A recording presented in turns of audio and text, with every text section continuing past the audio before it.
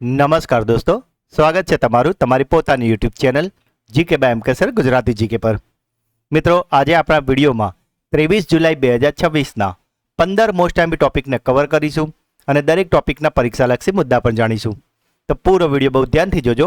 લાસ્ટમાં તમારી ટેસ્ટ હશે જેના જવાબ તમારે કોમેન્ટમાં આપવાના છે.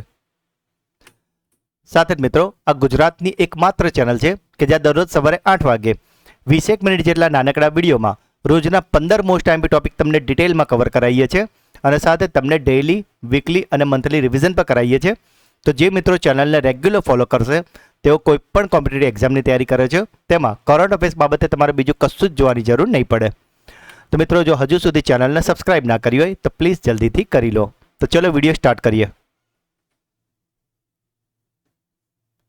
દર વર્ષે ભારતમાં રાષ્ટ્રીય પ્રસારણ દિવસ કઈ તારીખે ઉજવવામાં આવે છે?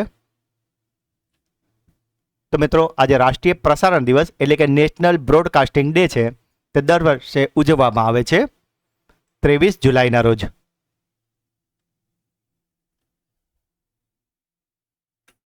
ભારતમાં પ્રથમ રેડિયો પ્રસારણ 23 જુલાઈ 1927ના રોજ બોમ્બે સ્ટેશનથી એક ખાનગી કંપની ઇન્ડિયન બ્રોડકાસ્ટિંગ કંપની દ્વારા શરૂ કરવામાં આવ્યું હતું.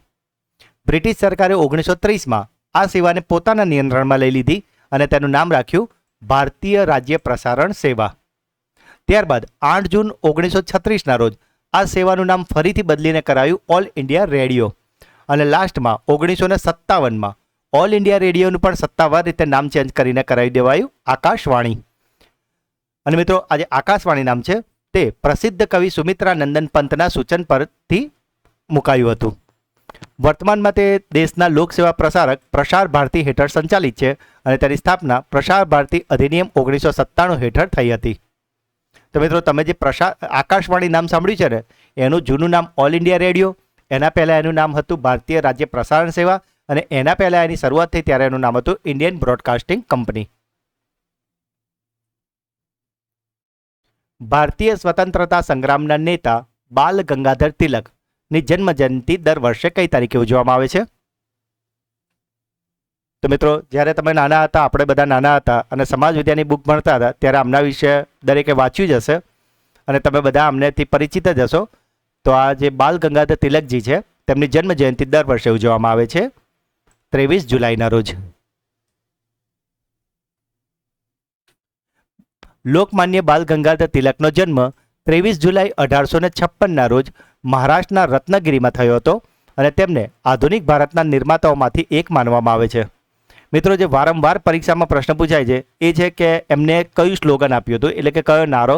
તો તેમનો ફેમસ નારો હતો સ્વરાજ મારો જન્મસિદ્ધ અધિકાર છે અને હું તેને લઈને જ જંપીશ.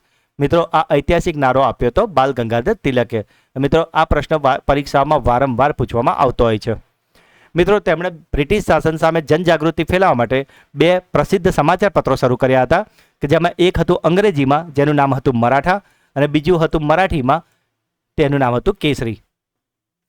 રાષ્ટ્રવાદની ભાવનાને પ્રોત્સાહન આપવા માટે તેમણે મહારાષ્ટ્રમાં 1893માં ગણપતિ ઉત્સવ અને 1895માં શિવાજી ઉત્સવને સાર્વજનિક રીતે ઉજવવાનું શરૂ કર્યું હતું. તેઓ ભારતીય રાષ્ટ્રીય કોંગ્રેસના ગરમ પક્ષના નેતા હતા અને લાલા લજપત રાય તથા બિપિનચંદ્ર પાલ. મિત્રો, તમે આ ત્રિપુટીનું નામ સાંભળ્યું હશે, લાલ, બાલ ને પાલ. તો તેમાંથી લાલ એટલે આ લાલા લજપત રાય. લાલ એટલે લાલા લજપત રાય, બાલ એટલે બાલ ગંગાધર તિલક અને પાલ એટલે બિપિનચંદ્ર પાલ. તો એ રીતે મિત્રો આ ત્રિપુટીના તેઓ હિસ્સા હતા. 14મી સાઉથ એશિયન ગેમ્સ 2027નું આયોજન ક્યાં કરવામાં આવશે? તો મિત્રો, આજે 14મી સાઉથ એશિયન ગેમ્સ છે કે જેનું આયોજન માર્ચ 2027માં થવાનું છે અને તેનું યજમાની કરવાનું છે પાકિસ્તાન.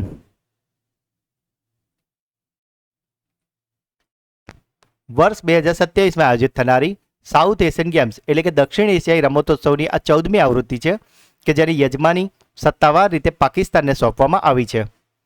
મિત્રો, પાકિસ્તાન આ પહેલાં પણ 2 વાર એટલે કે 1989 અને 2004 આ બંનેમાં તે ઓલરેડી આની મેજબાની કરી ચૂક્યો છે અને જેમાં તે ઇસ્લામાબાદમાં આ રમતોત્સવની યજમાની કર્યું હતું. આ રમતોત્સવનું સંચાલન દક્ષિણ એશિયાઈ રમતગમત પરિષદ દ્વારા કરવામાં આવે છે કે જેમાં કુલ 7 સભ્ય દેશો છે. મિત્રો, આ 7 સભ્ય દેશોની વાત કરીએ તો તેમાં ભારત, પાકિસ્તાન, બાંગ્લાદેશ, શ્રીલંકા, નેપાલ, ભૂટાન અને માલદીવ્સનો સમાવેશ થાય છે. મિત્રો, આજે સાઉથ એશિયન ગેમ્સની જો વાત કરીએ તો તેની શરૂઆત 1984માં નેપાળના કાઠમંડુથી થઈ હતી. મિત્રો, આજે 14મો યોજાવાનો છે માર્ચ 2027માં, પણ જો આગલી આવૃત્તિની વાત કરીએ એટલે કે 13મી આવૃત્તિની, તો તેનું આયોજન 2019માં નેપાળના કાઠમંડુ અને પોખરામાં કરવામાં આવ્યું હતું. અને મિત્રો, એ વખતે ભારત છે એ મેડલ તાલિકામાં ટોચના સ્થાને રહ્યું હતું.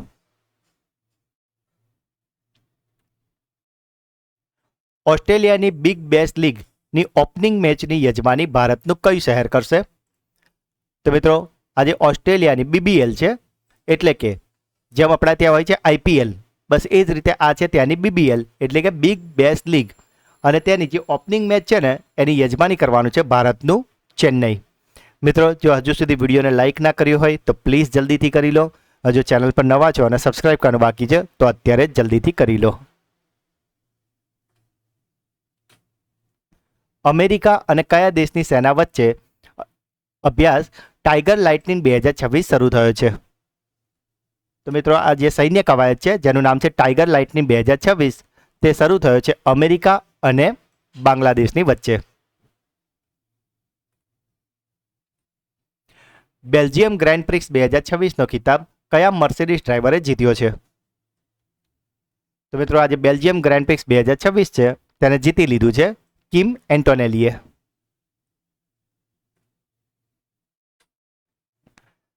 The queen of Indian pop, the authorised biography of Usha Uthup પુસ્તકના લેખક કોણ છે? તો મિત્રો, આ જે પુસ્તક છે the queen of Indian pop, તેના લેખક છે વિકાસ કુમાર ઝા. મિત્રો, જે અત્યારના જે ઝેનઝી છે, જે જનરેશન, એમને કદાચ આમના વિશે નહીં ખબર હોય, પરંતુ જો તમે ઝેનઝીથી આગળની જનરેશન હોય એટલે કે મિલેનિયમ હોય કાં તો એનાથી આગળના હોય તો તમે આ સિંગરને જરૂરથી ઓળખતા હશો. આમનું નામ છે ઉષા ઉથુપ. અને મિત્રો, તેમના ખૂબ જ પહાડી જે અવાજ કહેવાય, ખૂબ જ લાઉડ વોઇસના લીધે તે ખૂબ જ પ્રખ્યાત છે. અને આ જ છે the queen of Indian pop. અને આ ઉષા ઉથુપની જે કહેવાય બાયોગ્રાફી તેને લખી છે વિકાસ કુમાર ઝાએ. મિત્રો, આ એમનું ઓફિશિયલ પુસ્તકનો જ આ કવર પેજ છે. જૂન 2026 માટે ICC player of the month પુરુષ તરીકે કોને પસંદ કરવામાં આવ્યા છે? તો મિત્રો, આજે ICCનો પ્લેયર ઓફ ધ મંથ પુરુષ છે તે આપવામાં આવ્યો છે નાથન સ્મિથને, કે જેઓ ન્યૂઝીલેન્ડના પ્લેયર છે. પોલિસી બજારના નવા બ્રાન્ડ એમ્બેસેડર તરીકે કોની નિમણૂક કરવામાં આવી છે? તો મિત્રો, આમ તો પોલિસી બજારની એડમાં તમે પ્રખ્યાત કોમેડિયન કપિલ શર્માજીને જોયા હશે, પરંતુ હવે અત્યારે પોલિસી બજારના નવા બ્રાન્ડ એમ્બેસેડર બનાવ્યા છે અમિતાભ બચ્ચન. અને એનું કારણ પણ મિત્રો તમને ખ્યાલ જ હશે કે અત્યારે હવે ટૂંક સમયમાં કોણ બનેગા કરોડપતિ ફરી શરૂ થઈ રહ્યું છે, અને માટે જ અત્યારથી જ એમને એન્કેજ કરવા માટે પોલિસી બજારના નવા બ્રાન્ડ એમ્બેસેડર બની ગયા છે અમિતાભ બચ્ચન. મછલી નેશનલ એવોર્ડથી કોને સન્માનિત કરવામાં આવ્યા છે? તો મિત્રો, આજે મછલી નેશનલ એવોર્ડ છે તે અપાયો છે અનિતા ચૌધરીને. સાથે જ મિત્રો, જૂન મહિનાનું મંથલી કરંટ અફેર્સ, કે જેમાં આપણે જૂન મહિનાના મોસ્ટ MP 200 પ્રશ્નો કરાવ્યા છે. તો જો હજુ સુધી તમે આ વિડીયો ન જોયો હોય તો તેની લિંક તમને આ જ વિડીયોના ડિસ્ક્રિપ્શનમાં મળી જશે, અને જરૂરથી જોઈ લેજો મિત્રો, કારણ કે આપણે આમાં એવા જ 200 પ્રશ્નો લીધા છે કે જે તમારી તમામ સ્પર્ધાત્મક પરીક્ષામાં તમને ખૂબ જ ઉપયોગી થાય. સાથે જ મિત્રો, જો તમારા આગળના કોઈપણ મંથના આવા વિડીયો જોતા હોય તો દરેક મંથના મંથલી વિડીયો આપણી ચેનલ પર અવેલેબલ છે, કે જેમાં આપણે દરેક મહિનાના મોસ્ટ MP 200 પ્રશ્નો કરાવ્યા છે. મિત્રો, જો તમે આ તમામ મંથલી વિડીયો જોઈ લેશો તો એ જે તે મહિનાનું મંથલી કરંટ અફેર્સ બાબતે તમારે બીજો કોઈ વિડીયો કે કોઈ મેગઝીન જોવાની જરૂર નહીં પડે, કારણ કે આપણે એવા જ 200 પ્રશ્નો લેતા હોઈએ છીએ કે જે તમારે દરેક પરીક્ષા માટે તમને ખૂબ જ ઉપયોગી થાય. આ બધા જ વિડીયોની લિંક તમને આ જ વિડીયોના ડિસ્ક્રિપ્શનમાં મળી જશે, તો તેને જરૂરથી જોઈ લેજો. મેન્યોર ઇન્ટરનેશનલ ચેસ ચેમ્પિયનશિપ 2026માં ગોલ્ડ મેડલ કોણે જીત્યો છે? તો મિત્રો, આજે મેન્યોર ઇન્ટરનેશનલ ચેસ ચેમ્પિયનશિપ છે તેમાં ગોલ્ડ મેડલ જીત્યો છે S. રોહિત કૃષ્ણાએ.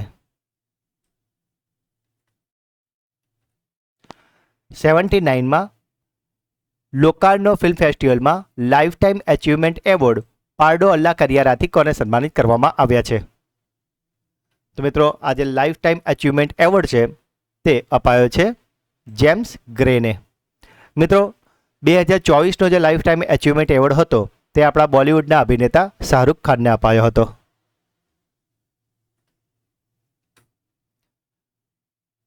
ટ્રામાડોલ હાઇડ્રોક્લોરાઇડ દવાની ગેરકાયદેસર હેરાફેરીને નિષ્ફળ બનાવવા માટે કયું ઓપરેશન ચલાવવામાં આવ્યું છે? તો મિત્રો આ જે દવા છે ટ્રામાડોલ હાઇડ્રોક્લોરાઇડ, તેની જે ગેરકાયદેસર રીતે તસ્કરી થતી હતી અને તેને રોકવા માટે જે ઓપરેશન ચલાવાયું છે તેનું નામ છે ઓપરેશન વજ્ર. મિત્રો હવે તમને એવું થશે કે આની તસ્કરી કેમ કરવામાં આવે છે? તો મિત્રો એવું ધ્યાને આવ્યું હતું કે આ દવા લેવાથી થાક લાગતો નથી અને માટે જ મોટાભાગના જે આતંકવાદી સંગઠનો હતા એ આ દવાનો યુઝ કરતા હતા અને માટે જ આની મોટા પ્રમાણમાં અવૈધ રીતે એટલે કે ગેરકાયદેસર રીતે હેરાફેરી થતી હતી અને આને રોકવા માટે જ આ ઓપરેશન વજ્ર ચલાવવામાં આવ્યું છે. મિત્રો જો હજુ સુધી વિડીયોને લાઇક ના કર્યો હોય તો પ્લીઝ જલ્દીથી કરી લેજો. ચીનનો 9મો લુસુન સાહિત્ય પુરસ્કાર કવિતા શ્રેણી માટે કોને આપવામાં આવ્યો છે? તો મિત્રો આ જે લુસુન સાહિત્ય પુરસ્કાર છે તે કવિતા શ્રેણી માટે આપવામાં આવ્યો છે વાંગ જીબિંગને.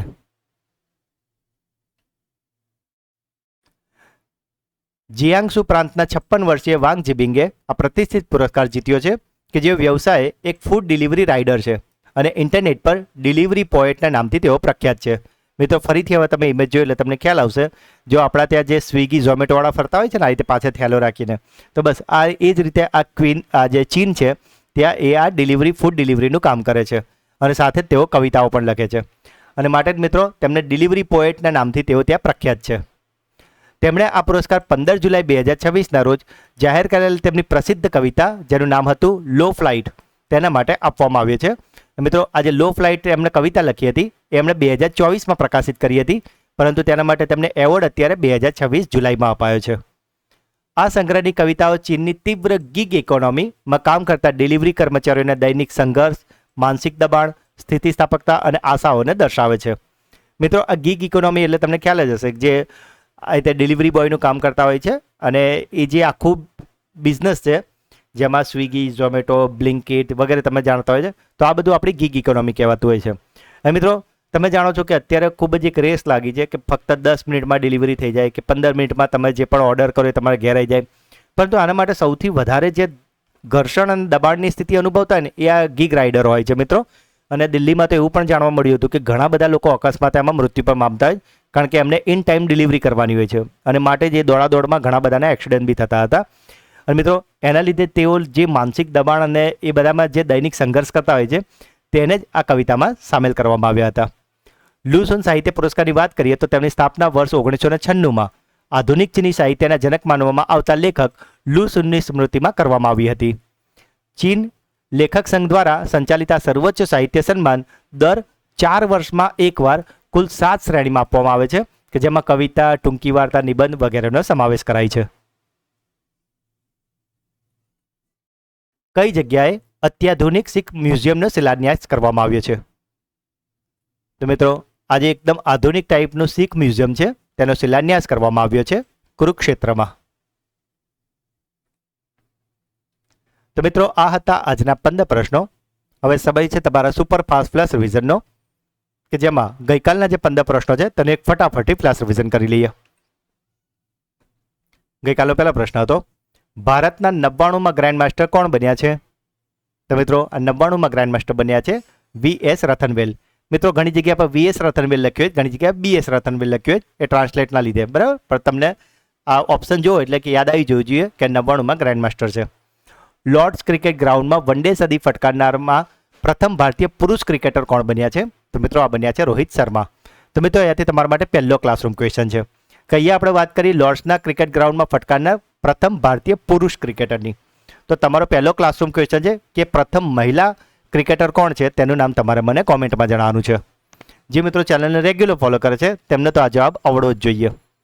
ભારતની સંવિધાન સભા દ્વારા તિરંગાને સત્તાવાર રીતે રાષ્ટ્રીય ધ્વજ તરીકે કઈ તારીખે અપનાવવામાં આવ્યો હતો? તો મિત્રો આ અપનાવ્યો હતો 22 જુલાઈ 1947ના રોજ. અને સાથે મિત્રો આની ડિઝાઇન તૈયાર કરી હતી પિંગલી વેંકૈયાએ કે જે ઘણી બધી વાર પરીક્ષામાં પૂછાતું હોય છે. જમીન વપરાશ માટે સામાન્ય ઝોનિંગ નિયમન 2026 કોણે અધિસૂચિત કર્યા છે? તો મિત્રો આ અધિસૂચિત કરાયા છે આંધ્રપ્રદેશ દ્વારા. RSS at 100 A Century of Service, Unity and Sacrifice નામનું પુસ્તક કોણે લખ્યું છે? તો આ પુસ્તકને લખ્યું છે સામ જાજુ અને અનુપમ ત્રિવેદીએ. DCGIએ કયા દેશની ટાકોડા કંપનીની ડેન્ગ્યુ રસીને મંજૂરી આપી છે? તો મિત્રો આ જે રસી છે જેનું નામ છે ક્યુડેંગા, તેને મંજૂરી અપાઈ છે તે છે જાપાનની. લોકમાન્ય તિલક રાષ્ટ્રીય પુરસ્કાર કોને આપવામાં આવશે? તો આ પુરસ્કાર આપવાનો છે અજીત ડોભાલને. ગણિત પ્રેમીઓ દ્વારા ઉજવવામાં આવતો પાઈ એપ્રોક્સિમેશન ડે કઈ તારીખે આવે છે? તો મિત્રો આ પાઈ એપ્રોક્સિમેશન ડે છે કે જે મનાવાય છે 22 જુલાઈએ. તો મિત્રો જે મુખ્ય પાઈ ડે છે તે કઈ તારીખે ઉજવવામાં આવે છે તે તમારે મને કોમેન્ટમાં બતાવવાનું છે. આ તમારો બીજો ક્લાસરૂમ ક્વેશ્ચન છે. વિવાદોના ઝડપી નિકાલ માટે વિશ્વાસ 2026 યોજના કઈ સંસ્થા દ્વારા શરૂ કરવામાં આવી છે? તો મિત્રો આને શરૂ કરી છે EPFOએ એટલે કે કર્મચારી ભવિષ્ય નીતિ સંગઠન. ભારતનું પ્રથમ AI integrated vertical university campus ક્યાં શરૂ કરવામાં આવી છે? તો આ શરૂ કરવામાં આવી છે ચેન્નઈમાં. વિશ્વ મગજ દિવસ ક્યારે ઉજવવામાં આવે છે? તો મિત્રો આજે વિશ્વ મગજ દિવસ છે તે ઉજવવામાં આવે છે 22 જુલાઈના રોજ. ભારતના પ્રથમ અને સૌથી ઊંડા ભૂતાપીય કૂવાનું સંચાલન ક્યાં શરૂ કરવામાં આવ્યું છે? તો મિત્રો આ શરૂ કરાયું છે લદ્દાખમાં. 37મો જે આંતરરાષ્ટ્રીય જીવ વિજ્ઞાન ઓલિમ્પિયાડ 2026 છે તેમાં ભારતે કુલ કેટલા મેડલ જીત્યા છે? તો મિત્રો ભારતે જીત્યા છે કુલ 4 મેડલ, જેમાંથી મિત્રો 1 ગોલ્ડ મેડલ છે અને 3 બ્રોન્ઝ મેડલ છે. તો મિત્રો અહીંયાથી તમારા માટે ત્રીજો ક્લાસરૂમ ક્વેશ્ચન છે કે મેં હમણાં તમને જણાવ્યું કે 1 ગોલ્ડ મેડલ છે, તો એ જે 1 ગોલ્ડ મેડલ કયા પ્લેયરે જીત્યું છે તેનું નામ તમારે મને કોમેન્ટમાં જણાવવાનું છે. જેમણે ગઈકાલનો વિડીયો ધ્યાનથી જોયો હશે તેમને ખ્યાલ જ હશે કે આ બધું જ આપણે ડિટેલમાં ગઈકાલના વિડીયોમાં સમજાવેલું છે. આગામી ગ્લાસગો કોમનવેલ્થ ગેમ્સના ઉદ્ઘાટન સમારોહમાં ભારતીય ટુકડીના ધ્વજવાહક તરીકે કોને પસંદગી કરવામાં આવી છે? તો મિત્રો આ પસંદ કર્યા છે મીરાબાઈ ચાનુ અને લવલીના બોર્ગોહેન. અને ગઈકાલનો છેલ્લો પ્રશ્ન હતો સમાન નાગરિક સંહિતા એટલે કે UCCના ખરડા પ્રારૂપને કયા રાજ્યની કેબિનેટે મંજૂરી આપી છે? તો મિત્રો આ મંજૂરી અપાઈ છે મધ્યપ્રદેશ દ્વારા. તો મિત્રો આ હતા ગઈકાલના 15 પ્રશ્નો કે જેનું અત્યારે તો આપણે ખૂબ જ ફટાફટ રિવિઝન કર્યું છે, પણ ગઈકાલના વિડીયોમાં આપણે આ દરેક પ્રશ્નને ખૂબ જ ડિટેલમાં સારી રીતે તમને ભણાવ્યા છે. તો જો હજુ સુધી તમે તે વિડીયો ન જોયો હોય તો તેની લિંક આ જ વિડીયોના ડિસ્ક્રિપ્શનમાં આપેલી છે, તેને જરૂરથી જોઈ લેજો. તો મિત્રો હવે સમય છે તમારી બ્રેન બૂસ્ટર ટેસ્ટનો, જેમાં આજના જે 15 ટોપિક હતા તેમાં 3 પ્રશ્નો પૂછવામાં આવશે જેના જવાબ તમારે કોમેન્ટમાં આપવાના છે. પરંતુ એ પહેલાં દરરોજની જેમ મિત્રો જે મિત્રો આપણા પ્રશ્નો જવાબ કોમેન્ટમાં જણાવે છે તેમાંથી ડેઇલી આપણે રેન્ડમલી 3 મિત્રોના નામ પસંદ કરીને એનાઉન્સ કરીએ છીએ. તો ગઈકાલના વિડીયોમાં જે મિત્રો જવાબો આપ્યા છે તેમાંથી જે 3 મિત્રોના નામ પસંદગી પામ્યા છે તે 3 મિત્રોના નામ છે હિરલ કારઠિયા, કિંજલ ધરાજિયા અને પરમાર રીતુ. તો 3 મિત્રોને ખૂબ ખૂબ અભિનંદન કે જેઓ દરરોજ આપણી ચેનલના વિડીયોને જોવે તો છે જ, સાથે brain booster quiz, classroom question અને વિડીયો અંગેના પ્રતિભાવ કોમેન્ટમાં જરૂરથી જણાવે છે. તો મિત્રો તમે પણ ચેનલ પર નવા હોય તો પ્રશ્નો જવાબ જરૂરથી આપજો. બની શકે કે આવતીકાલના વિડીયોમાં તમારું નામ પણ એનાઉન્સ થાય. તો આનો પહેલો સવાલ, પોલિસી બજારના નવા બ્રાન્ડ એમ્બેસેડર તરીકે કોની નિમણૂક કરવામાં આવી છે? ઓસ્ટ્રેલિયાની બિગ બેશ લીગની ઓપનિંગ મેચની યજમાની ભારતનું કયું શહેર કરશે? અને આજનો છેલ્લો પ્રશ્ન, અમેરિકા અને કયા દેશની સેના વચ્ચે અભ્યાસ ટાઈગર લાઇટનિંગ 2026 શરૂ થયો છે? તો મિત્રો 3 પ્રશ્નો જવાબ તમારે મને કોમેન્ટમાં જણાવવાના છે. અને સાથે જ મિત્રો જો તમે આપણી ચેનલના વિડીયોને દરરોજ ફોલો કરતા હશો તો તમે કોઈ પણ કોમ્પિટિટિવ એક્ઝામની તૈયારી કરો છો તેમાં કરંટ અફેર્સ બાબતે તો તમારો 1 પણ માર્ક્સ નહીં જ કપાવવાનો, પણ એ સિવાય પણ મિત્રો પરીક્ષા હોય કે ના હોય દરરોજ 20 મિનિટ આવા ક્વોલિટી વિડીયોને જરૂરથી આપતા થાવ મિત્રો, કે જે તમને તમારા નોલેજમાં, પર્સનાલિટી ડેવલપમેન્ટમાં અને ગ્રૂમિંગમાં પણ ખૂબ હેલ્પ કરશે. તો મિત્રો જો આજનો વિડીયો તમને ગમ્યો હોય તો જલ્દીથી અત્યારે લાઇક કરી દેજો મિત્રો. જે પ્રશ્નો પૂછવામાં આવે છે કે તમારો કોઈ ડાઉટ છે કે ખાસ વિડીયો તમને કેવું લાગ્યો એ બધું જ કોમેન્ટમાં જરૂરથી જણાવજો મિત્રો. જે મિત્રો brain booster quiz, classroom question અને વિડીયો અંગેના પ્રતિભાવ જણાવે છે તેમની કોમેન્ટને હું પિનઅપ કરું છું, જેથી કરીને તમારી કોમેન્ટ સૌથી ઉપર રહે અને બધા જ મિત્રો તમારી કોમેન્ટ વાંચી શકે. મિત્રો આ વિડીયોની લિંક છે અને અત્યારે જ તમારા બધા જ વોટ્સઅપ અને ટેલિગ્રામ ગ્રુપમાં શેર કરીને ચેનલને સપોર્ટ જરૂરથી કરજો. હજુ સુધી ચેનલને સબસ્ક્રાઇબ નથી કરી તો પ્લીઝ જલ્દીથી કરી લેજો. હજુ ઓલરેડી કરેલી છે તો એટલીસ્ટ તમારા 5 નવા મિત્રોને જરૂરથી કરાવડાવજો. તો મિત્રો મળીએ છીએ આવા જ એક નવા વિડીયોમાં. ત્યાં સુધી ભણતા રહો, આગળ વધતા રહો. જય હિન્દ, જય ભારત, જય જય ગરવી ગુજરાત.